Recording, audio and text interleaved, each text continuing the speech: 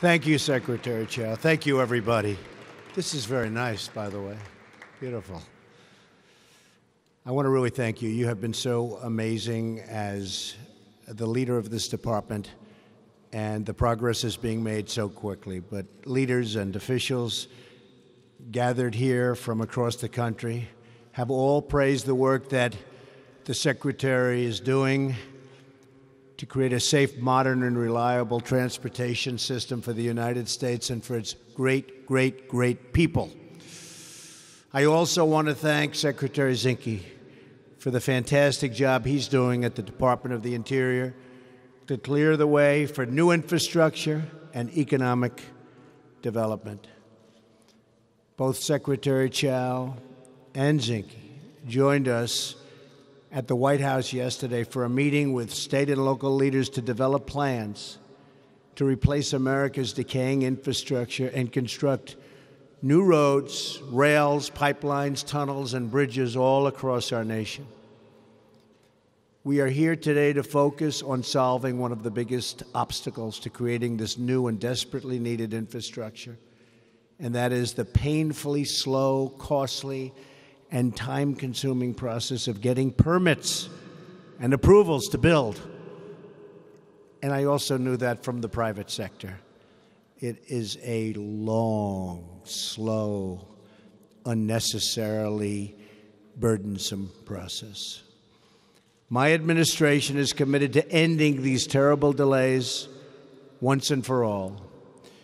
The excruciating wait time for permitting has inflicted enormous financial pain to cities and states all throughout our nation and has blocked many important projects from ever getting off the ground. Many, many projects are long gone because they couldn't get permits and there was no reason for it. We've already taken historic steps to speed up the approvals, including the approval of the Keystone XL pipeline, which was very quickly approved. They were sitting there for a long time saying, well, that project is dead. Then I came into office, and all of a sudden, a miracle. And I guarantee you the consultants went over to the heads of the company and told them what a great job they did. They asked for a lot of money, most likely. But we got it approved, and we got it approved fast. I'm also very proud to say that the Dakota Access Pipeline is now officially open for business. It was dead 120 days ago, and now it officially just opened for business. Very proud of that. Hi, Bill.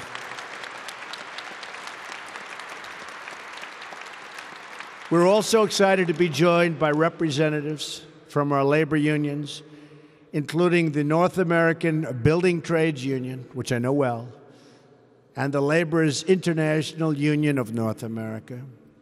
You will play, go ahead, fellas, take a little credit. Come on, fellas.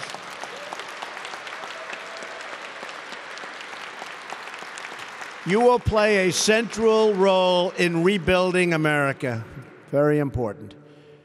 We're also joined as well by many distinguished members of Congress who share our total passion and desire to repair and restore America's highways, railways, and waterways.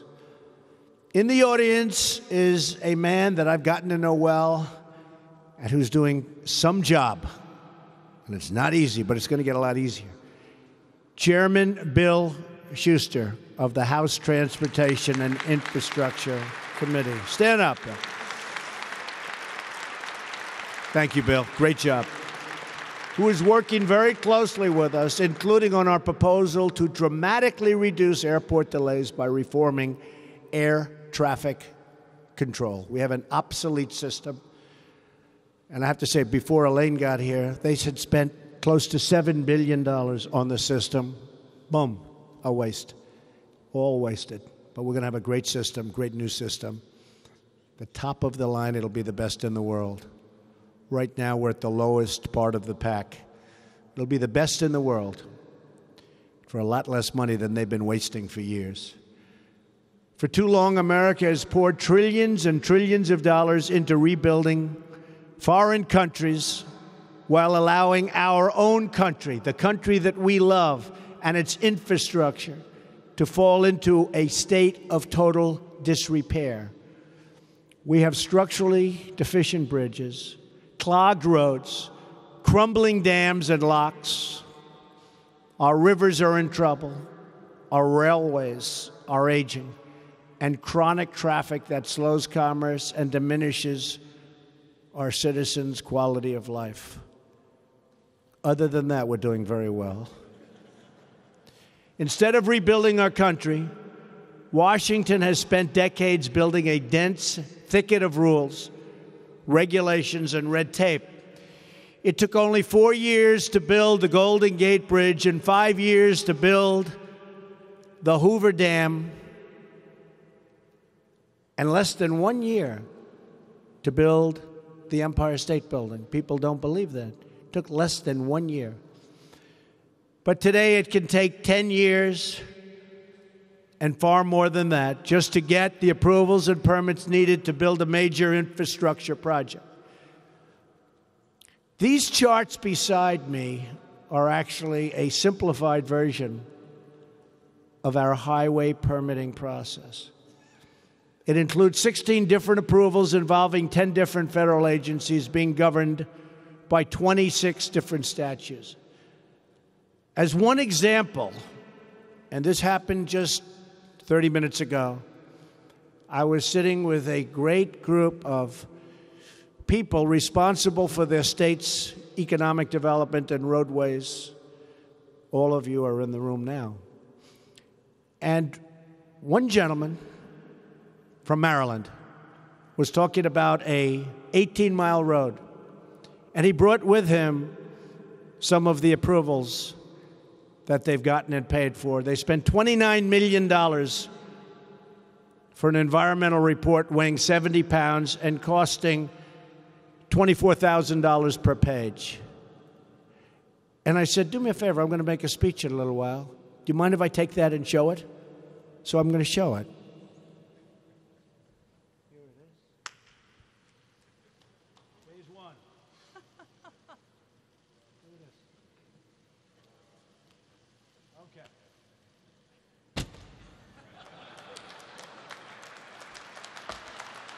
Phase two. Nobody's going to read it. Except for the consultants who get a fortune for this. And they fight us all the way. But we don't have the impact. Look at this. Okay. That's phase two. Here's another one. They don't even know what this is. They just kept it going. So this caused. I better make sure I move it. I don't want to trip on the way out. That would be a big story. Especially to trip over that. So they spent millions and millions of dollars. When I said, how long has this short roadway been talked about? The gentleman said, well, if you say 20 years, you're safe. I said, yeah, don't say any more because I have to be, I have to be exactly accurate with these people back there. If I was off by like 2 months, it's a major front page story. But these binders on the stage could be replaced by just a few simple pages. And it'd be just as good. It would actually be much better. Because these binders also make you do unnecessary things that cost billions and billions of dollars, and they actually make it worse. As another example, the 23, if you look at it in Ohio, the Ohio River Bridge, $2.3 billion.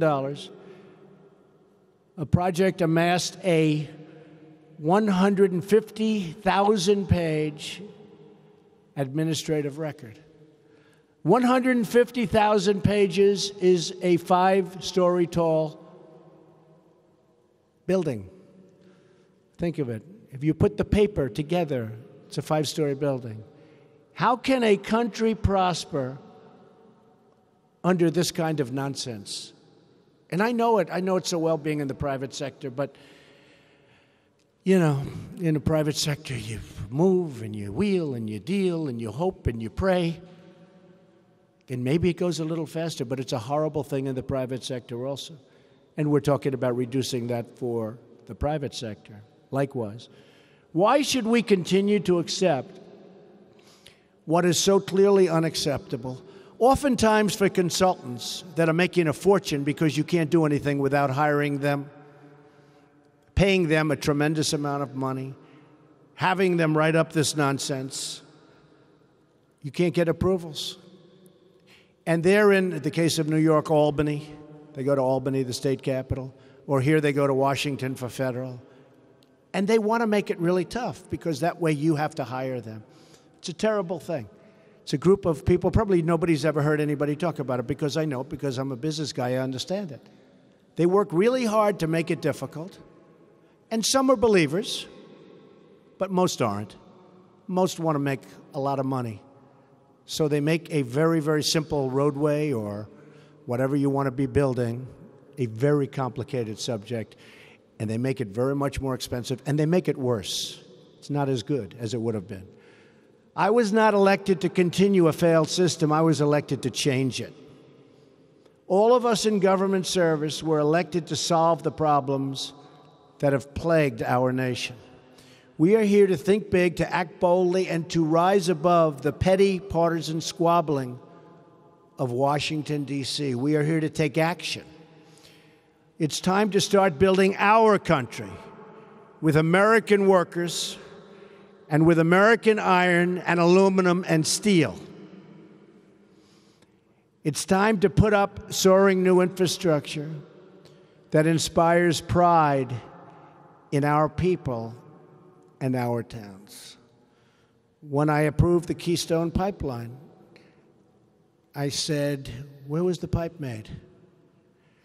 Unfortunately, they had purchased a lot of it. But I put a little clause at the bottom.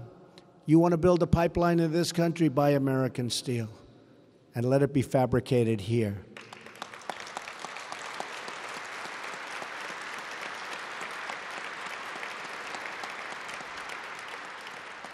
Very simple little clause written in hand, but it does the trick. It is time at last to put America first. Americans deserve the best infrastructure anywhere in the world. They deserve roads and bridges that are safe to travel and pipes that deliver clean water into their homes, not like what happened in Flint, Michigan.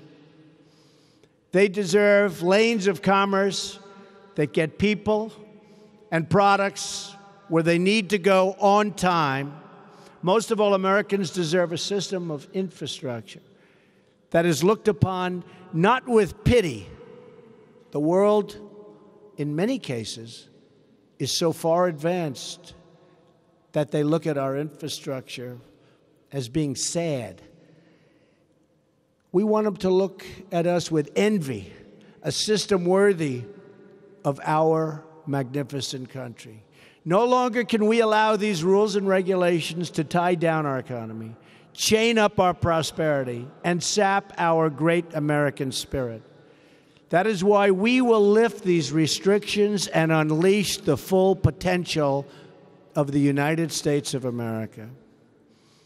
To all of our state and local leaders, I appreciate your being here today. Thank you, thank you, thank you, Bill. I want you to know that help is finally, after many, many decades, on its way. We are giving control back to the cities and the states. You know best how to plan your communities, analyze your projects, and protect your local environment. We will get rid of the redundancy and duplication that wastes your time and your money. Our goal is to give you one point of contact to deliver one decision, yes or no, for the entire federal government, and to deliver that decision quickly, whether it's a road, whether it's a highway, a bridge, a dam. To do this, we are setting up a new council to help project managers navigate the bureaucratic maze. This council will also improve transparency by creating a new online dashboard, allowing everyone to easily track major projects through every stage of the approval process. This council will make sure that every federal agency that is consistently delaying projects by missing deadlines will face tough new penalties. I know it won't happen with these two. We don't have to worry about them. We will hold the bureaucracy accountable. We are also creating a new office in the Council of Environmental Quality to root out inefficiency, clarify lines of authority, and streamline federal and state local procedures so that communities can modernize their aging infrastructure without fear of outdated federal rules getting in their way. This massive permit reform, and that's what it is, it's a permit reform, doesn't sound glamorous. They won't write stories about it. They won't even talk about it. But it's so important. But it's only the first step in renewing America's roads, rails, runways, and rivers. As I discussed in Ohio recently, my new vision for American infrastructure will generate $1 trillion in infrastructure investment, which we desperately need. We've spent, as of a few months ago, $6 trillion in the Middle East. Think of it. $6 trillion in the Middle East. And it's worse than it was 15 years ago by a factor of 10. And yet, if you want to build a little road in one of your communities in Pennsylvania or Ohio or in Iowa or North Carolina or in Florida, you can't get the money. State and local leaders will have more power to decide which projects get built, when they start, and how they are funded. And investors will have a much more predictable environment that encourages them to invest billions of dollars in capital that is currently stuck on the sidelines. Together, we will build projects to inspire our youth, employ our workers, and create true prosperity for our people. We will pour new concrete, lay new brick, and watch new sparks light our factories as we forge metal from the furnaces of our Rust Belt and our beloved heartland, which has been forgotten, but it's not forgotten anymore.